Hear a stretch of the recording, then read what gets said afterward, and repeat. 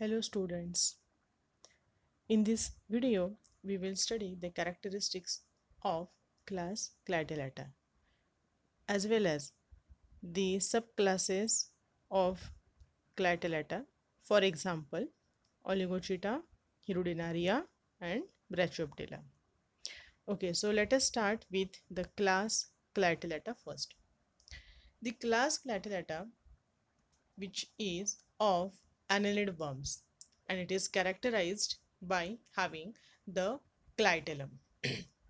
So what is clitellum? Actually, the clitellum means a collar like structure that forms a reproductive cocoon during the part of the life cycle of the annelidan worms.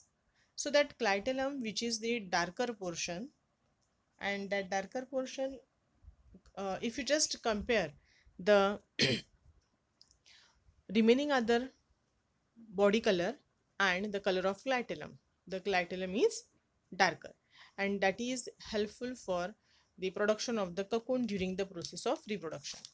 The clitellates comprises total 8,000 different species, and they lived on land, fresh water as well as in the ocean also. The mouth, which is present on the ventral surface and is overhang by the prostomium. Then all Clitellata, they are hermaphrodite. So hermaphrodite, both the systems, male as well as female reproductive systems, they are present in the same individual. So we call them as the hermaphrodite animal. So we start with the next subclass of the class Clitellata. So the first subclass is Oligochaeta. See, here you are able to observe the different two examples from Oligochaeta. Okay, let us identify the example. See here, this is the well-known animal for you. This is known as the Perithema posthuma. In general, we call it as a earthworm, and in Marathi, we call it as the गांडूळ. बघा, आपल्याकडे आपण आपल्या बोलीभाषेमध्ये ह्याला गांडूळ किंवा शिधड असं म्हणतो. मग आता हे हा जो काही प्राणी आहे हा सगळ्यांना माहिती आहे. ओके, मग हा अर्थवर्म किंवा गांडूळ हा येतो ह्या ऑलिगोचिटामधला. म्हणजे हा सबक्लास झाला, सबक्लास ऑलिगोचिटाचं हे एक्झाम्पल झालं जे तुम्हालाही माहिती आहे, earthworm. Okay, so let us start with the study of characteristics of subclass Oligochaeta. Here most of the animals, they are from freshwater and terrestrial organisms. The body, which is metamerically segmented, head, eyes and tentacles, they are not distinct, means we are unable to distinguish all these organs. These animals are hermaphrodite, but though they are hermaphrodite, they prefer the cross fertilization. बघा, hermaphrodite म्हणजेच मगाशी आपण बघितलं की mail आणि female reproductive system एकाच earthworm मध्ये असते. आता हा जो अर्थवर्म तुम्हाला दिसतोय, ह्या अर्थवर्म मध्ये मेल रिप्रोडक्टिव्ह सिस्टीम पण आहे आणि फिमेल रिप्रोडक्टिव्ह सिस्टीम पण आहे. पण असं जरी असलं तरी सुद्धा ह्यांच्यामध्ये क्रॉस फर्टिलायझेशन होतं. म्हणजेच आता हा अर्थवर्म एक घेतला तर हा एक अर्थवर्म, समजा ह्याचे स्पर्म असतील तर दुसरा कोणता तरी अर्थवर्म असेल त्याचे एग्ज असतील. म्हणजे जरी ह्या एकाच अर्थवर्म मध्ये कॅपॅबिलिटी आहे एग्ज आणि स्पर्म तयार करण्याची, ते तयार होतात, पण त्यांच्यामध्ये सेल्फ फर्टिलायझेशन होत नाही. सेल्फ फर्टिलायझेशन म्हणजे ह्याच अर्थवर्मचे एग्ज आणि स्पर्म असं होत नाही. इथे एक्झॅक्टली अपोजिट होतं. इथे क्रॉस फर्टिलायझेशन म्हणजे ह्या अर्थवर्मचे जे स्पर्म असतील तर दुसऱ्या अर्थवर्मचे एग्ज असतील, किंवा व्हाईस वर्सा, म्हणजे ह्याचे जे एग्ज असतील तर दुसऱ्या अर्थवर्मचे स्पर्म्स असतील. ओके, म्हणजे इथे क्रॉस फर्टिलायझेशन होत आहे. ओके, दो they are hermaphrodite animal, they always follow the process of cross fertilization. See, the fertilization which is takes place externally, So there is a external fertilization. Okay. Then the cocoon formation occurs. See, already when we said that, see, this is the clitellar region. So the clitellar region or clitellum, which is helpful for the formation of cocoon. Cocoon is similar to that of egg.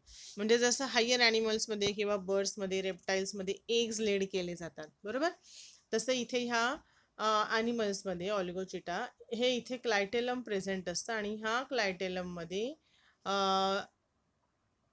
हा क्लायटेलम जो असतो हा cocoon फॉर्मेशनसाठी help करतो आणि त्या cocoon जे असतं तर त्याच्यामध्ये डेव्हलपिंग एम्ब्रिओ असतात. Okay, so the cocoon formation which occurs.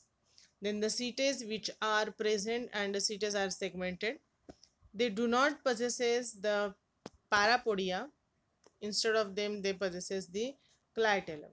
मग आता हे जे इथलं क्लायटेलम आहे हे क्लायटेलम हे त्यांचं कॅरेक्टरिस्टिक फीचर आहे कोणाचं, ऑलिगोचिटांचं. The organisms belonging to this class they are monoecious. Now they exhibit no free larval stage and development which takes place inside the cocoon itself. And the examples are, this one is the tubifex and this is the perithema. Okay, so these are the two examples. Okay, the next subclass is Hirudinea. If you are able to observe, see this is the Hirudinaria. In general we call it as a leech किंवा आपण ज्याला मराठीमध्ये जळू असं म्हणतो. मग ही बघा ही जळू आहे, इथे हिचं जे काही अँटेरियर एंड आहे हे स्टिक केलेलं आहे. मग आता हेच अँटेरियर एंड जे असणार आहे हे इथे त्यांनी एनलार्ज करून दाखवले. See here, this is the anterior view. Then first we study the characteristics of the Hirudinea. Most commonly these animals are present in the fresh water. Very few of them they are marine, terrestrial, and few of them they are the parasitic one. The body is segmented. The tentacles, parapodia and the setae they are not present. The animals are monoecious. The body is dorso-ventrally flattened or it is cylindrically flattened. Okay, then they have an anterior and posterior sucker on the ventral side.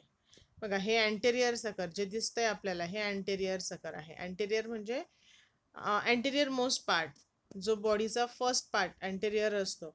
So that part also possesses the sucker as well as the posterior most end also possesses the sucker. The organism lay eggs in the cocoons. There is no larval stage during the development. The mouth which is located ventrally in the anterior sucker.